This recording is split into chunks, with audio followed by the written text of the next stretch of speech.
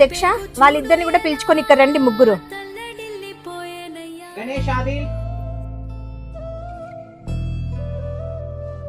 మీ ముగ్గురికి శాలరీ మీ phone pay వేసేసినాను, చూసుకోండి. అవునా మేడం, థ్యాంక్స్ మేడం. మీ ముగ్గురికి ఇంకొక గుడ్ న్యూస్, సంక్రాంతి పండగకి మీ ముగ్గురికి బోనస్ కూడా ఇస్తున్నా. ఏంటి మేడం, శాలరీతో పాటు బోనస్ కూడానా? ఎందుకు మేడం? అవునవును, ఎందుకు మేడం? నిజంగానే ఈ పండగ మాకు సంబరాలు తెచ్చింది మేడం. ఏమీ లేదు, ఏ షాప్ డెవలప్ కావాలన్నా వర్కర్సే కదా మెయిన్ కారణం. నాకు వచ్చిండే లాభంలో కాస్త ఇస్తున్నానంతే.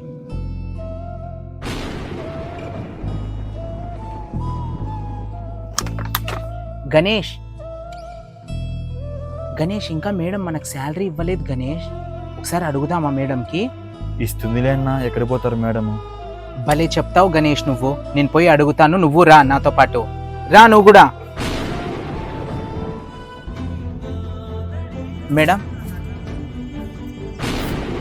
మేడం ఏం లేదు మేడం, ఈ మంత్ అయిపోయి 10 రోజులు అవుతున్నా ఇంకా శాలరీ ఇవ్వలేదు కదా, అడుగుదామని వచ్చాను.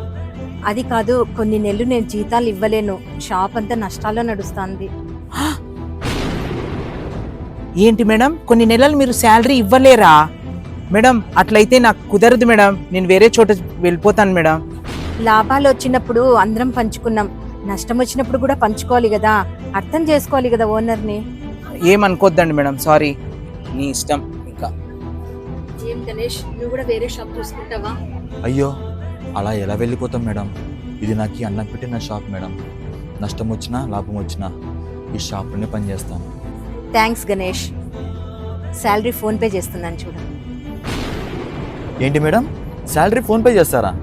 అదేంటి, ఇందాకే కదా శాలరీ ఇవ్వలేనన్నారు, మరేంటి మేడం?